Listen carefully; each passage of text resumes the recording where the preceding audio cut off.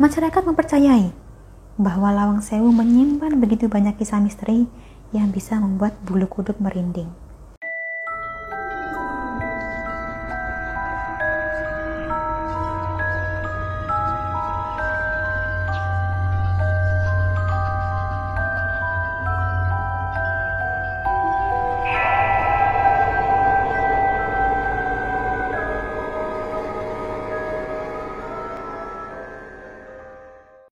Salam Rahayu, dengan Dewi Sundari di sini. Apa kabar Anda hari ini? Saya doakan semoga selalu sehat dan selalu mendapatkan keberkahan serta tercapai segala hajat yang Anda inginkan. Kali ini, sebagai selingan, saya akan membahas seputar misteri Lawang Sewu, bangunan angker yang terletak di Kota Semarang. Banyak dari Anda pasti sudah pernah mendengar nama tempat ini.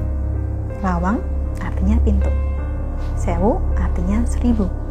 Jadi dalam bahasa Indonesia, Lawang Sewu artinya adalah 1000 pintu atau pintu 1000. Lawang Sewu sendiri merupakan bangunan bersejarah yang terletak di Kota Semarang, Jawa Tengah. Bangunan ini merupakan salah satu peninggalan masa kolonial Belanda yang mulai dibangun pada tahun 1904. Nah, mengapa disebut Lawang Sewu? Apakah jumlah pintunya memang benar dan genap 1000? Penamaan ini memang menunjukkan bahwa bangunan ini punya banyak pintu, tapi jumlah realnya tidak sampai 1000. Lawang Sewu memiliki pintu berjumlah 342. Tetapi di saat yang sama, Lawang Sewu juga memiliki jendela-jendela yang tinggi dan lebar sehingga nampak seperti pintu. Jendela-jendela seperti ini sendiri wajar karena pada masanya diperlukan untuk menyiasati cuaca panas. Masyarakat mempercayai bahwa Lawang Sewu menyimpan begitu banyak kisah misteri yang bisa membuat bulu kuduk merinding. Berdasarkan sejarahnya, gedung Lawang Sewu ini adalah bekas kantor perusahaan kereta api swasta di masa pemerintahan Hindia Belanda.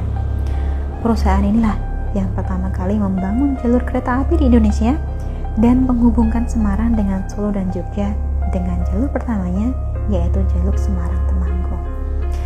Pada masanya, gedung tua ini juga merupakan saksi bisu pertempuran sengit melawan penjajah Jepang. Dalam pertempuran ini, setidaknya belasan pejuang Indonesia gugur.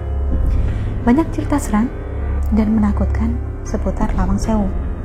Cerita-cerita ini tidak hanya populer di wilayah Semarang saja, tetapi masyarakat dari daerah lain pun banyak yang sengaja datang berwisata ke Lawang Sewu untuk merasakan keangkerannya secara langsung. Diyakini bahwa di setiap wilayah gedung Lawang Sewu terdapat macam-macam makhluk halus yang mendiami, termasuk kuntilanak, genderuwo, arwah tentara yang dulu tewas dalam pertempuran, hingga arwah noni Belanda. Salah satu ruangan yang dikenal paling angker adalah sebuah lorong yang berada di bawah gedung. Di masa pemerintahan Belanda, lorong bawah tanah itu difungsikan sebagai saluran air. Namun ketika Jepang menduduki Indonesia, lorong tersebut digunakan sebagai penjara.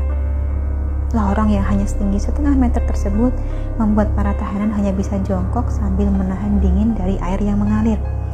Banyak tahanan yang akhirnya tewas akibat tidak kuat menahan penderitaan selama ditahan dalam penjara jongkok.